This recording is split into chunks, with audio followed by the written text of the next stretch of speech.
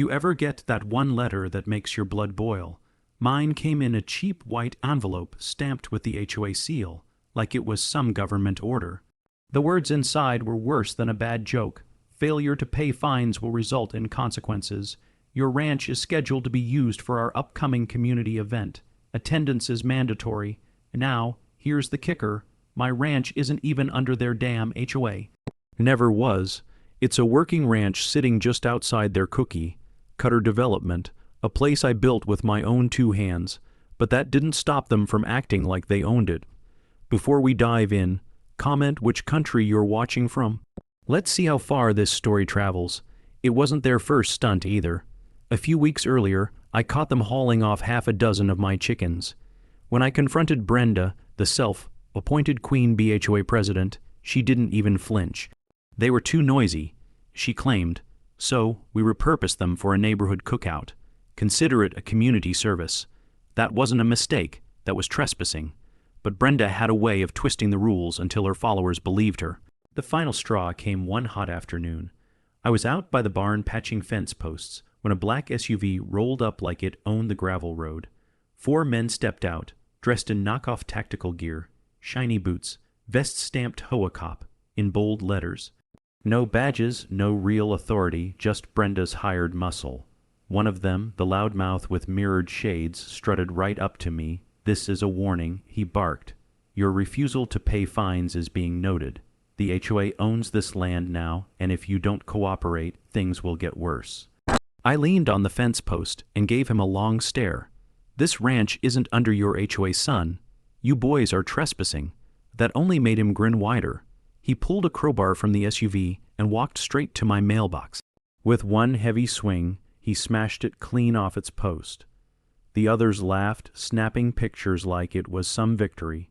"Example," he said flatly, tossing the dented metal onto the dirt. "Next time, it won't just be the mailbox." They piled back into the SUV and roared off, gravel spitting behind them. I stood there, fists tight, staring at the busted mailbox like it was a declaration of war. That's when it clicked. Brenda wasn't going to stop. She'd already stolen my livestock. Now she was sending hired muscle to my doorstep.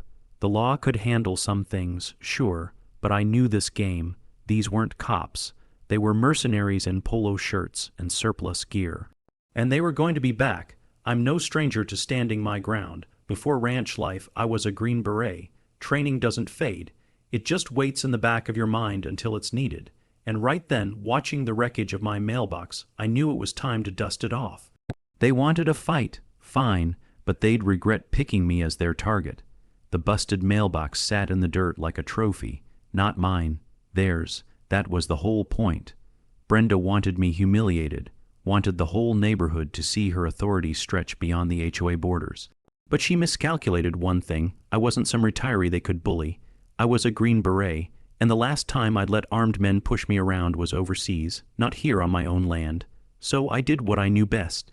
I started planning. First came the traps, nothing lethal. I wasn't looking to bury anyone, just slow them down long enough to expose what they really were.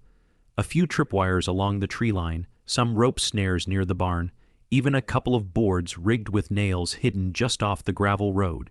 To the untrained eye, it looked like a normal ranch. To anyone storming in without sense, it was a maze. Next came my fallback, my old colt from 48.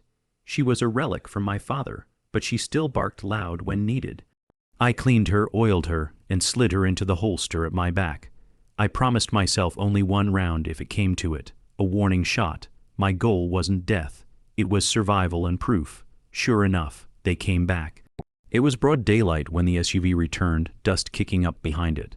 I spotted it from my porch, rocking slowly in my chair, rag in one hand, pistol tucked at my back. Out jumped the same 4 so-called officers. Their tactical vests still read HOA cop. Like that made it real. This time they came louder, cockier, talking into cheap radios and strutting like they were on patrol. One swung that crowbar lazily at his side, tapping it against my fence as they approached. Another adjusted his vest, the Glock resting not so casually in his hand. "You didn't listen." The one with the gun shouted, "Brenda says last warning. You either pay those fines and vacate your barn, or we clear it out today. Your choice." I stayed seated. Calm, that's the part they didn't understand. The quieter I got, the worse it would be for them. You boys like barking orders, I said slowly, standing at last. But I'll say it plain, this ranch is not under your HOA. Step foot past this porch, and you're trespassing under Texas Penal Code 30.05. That's a real law, and pointing that gun at me. I nodded at the Glock. That's aggravated assault with a deadly weapon under Texas Penal Code 22.02. That's 20 years, easy. They didn't care. They smirked, muttered into radios again. One of them spat, "Save the lecture, old man. We're not here for law class. We're here to make an example." They fanned out, boots crunching gravel, circling like they thought I was cornered. The guy with the crowbar stepped forward first, swinging it onto my porch railing with a crash. That sound, splintered wood, cocky laughter, was all I needed. My traps were waiting, and this time, so was I. Another leveled a Glock straight at my chest. The other two tried to flank, boots heavy on the gravel. This property's under HOA authority now, the gunman barked. That barn's coming down today, with or without you standing in the way. I tilted my chin. My voice came out calm as steel. Son, I've been through worse than this in deserts and jungles you can't even pronounce. You want to play soldier, then you picked the wrong ranch. He cocked the Glock. That was it. I moved. The crowbar swung first, wild, clumsy. I sidestepped, snatched the metal mid, swing, and wrenched it free with one twist of my wrist. Before he knew what hit him, my boot met his ribs, sending him sprawling into the dirt. The gunman flinched, finger tightening on the trigger. My Colt was already in my hand, faster than he could blink. One shot cracked into the dirt 6 inches from his boot. The bark echoed across the ranch, birds scattering from the windmill. His hand shook, and that's when I slammed the crowbar across his wrist.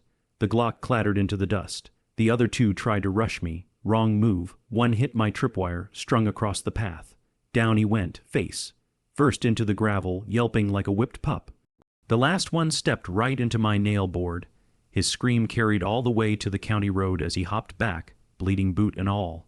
4 wannabe cops rolling in the dirt, crying out like kids who'd picked a fight they couldn't finish. And that's when the real sirens cut through the air. A pair of sheriff's cruisers barreled down the drive, lights flashing. The fake officers froze, pale as sheets.